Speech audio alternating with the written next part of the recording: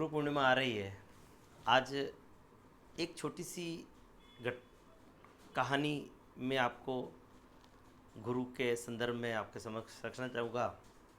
आप सुने, पसंद आए तो आगे शेयर करें। प्राचीन काल में हम देखते थे कि हर व्यक्ति के जीवन में कोई गुरु होता था। वो उसको अच्छे मार्ग पर चलने के लिए उसको प्रेरित करता था। समय समय धीरे धीरे समाज में विकृति आती गई और समाज के अंदर जो गुरुकुल की परंपरा और जो गुरु बनने की परंपरा धीरे धीरे कम होती रही। वर्तमान में स्थिति हम देखते हैं, हम गुरु और शिक्षक दोनों को समान मानने लगते हैं। शिक्षक और गुरु में बड़ा अंतर है। गुरु वह व्यक्ति है जो हमें कहते हैं कि अज्ञान रूपी अंधकार से ज्ञान रूपी प्रकाश की ओर ले जाए। और शिक्षक कौन है? शिक्षक वह है जो मैं नहीं जानता हूँ उसको मेरे को बताए। अर्थात 2 और 2 4 होते हैं, गणित में गुणा भाग क्या होता है, अंग्रेजी के वर्णमाला में क्या क्या शब्द होते हैं, ये मैं जब दुनिया में आया मेरे को पता नहीं था। शिक्षक उस बात को मेरे को बताता है और मेरे को एक तरह से बताता है ये समाज के अंदर जीने के लिए कुछ चीज़ें हमने डेवलप की है, इसको आपको समझना चाहिए। तो ये एक तरह से शिक्षक हमको ऐसी चीज़ें जो हम नहीं जानते उनको बताता है, हमको हमारे दिमाग में डालता है, उसको जीवन में कैसे उपयोग करें बताता है। परंतु गुरु से इतर है।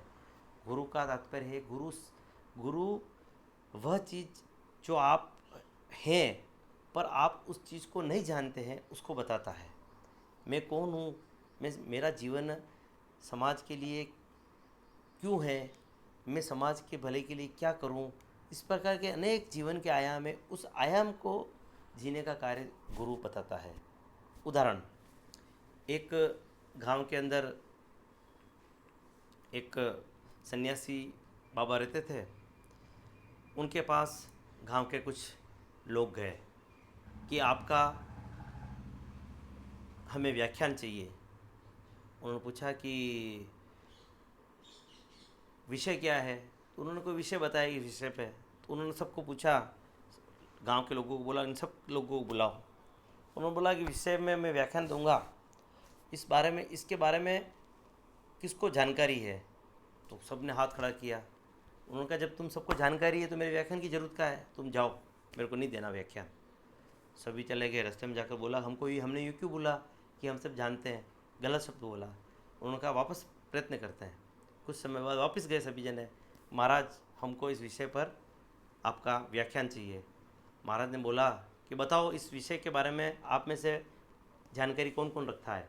सबको पता था कि गुरुजी ने या महात्मा जी ने पहले क्या बोला था, कोई जानकारी तुम जानते हो? सब ने बोला नहीं जानते। तो जब तुम जानते ही नहीं हो तो तुम्हें इसको बारे में बताकर क्या करूं, तुम यहाँ से चले जाओ। सभी जने गए कि यार पिछली बार हमने ये बोला, इस बार ये बोला, अब क्या करें? उनका तीसरी बार और प्रयत्न करते हैं। तीसरी बार गए सभी जने और जाकर गुरुजी को बोला, गुरुजी हमको इस विषय में यह आपको कुछ आपसे प्रवचन सुनना चाहते हैं।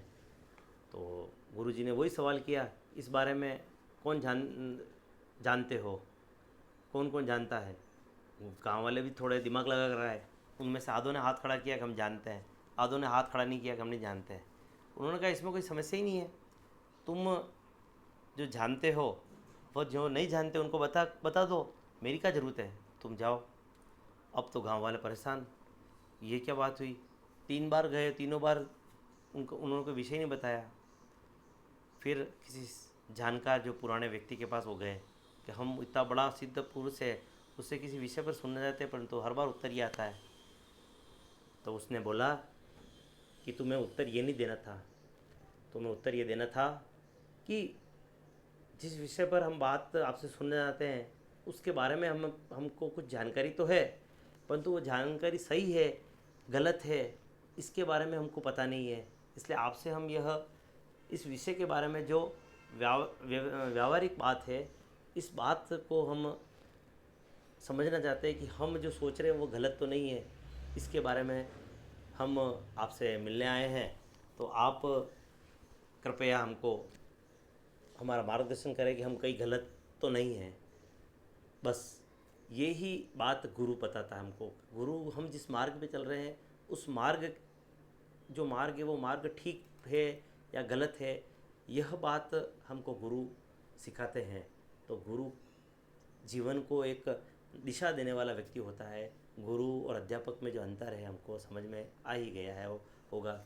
यही इस छोटी सी कहानी का संदेश है। गुरु पूर्णिमा की आप सभी को बहुत बहुत शुभकामनाएं, और अपने जीवन में हम किसी एक को गुरु माने और उस गुरु को मानकर उसके बताए मार्ग पर, अच्छे मार्ग पर हम चलें, यही आपसे निवेदन है। नमस्कार।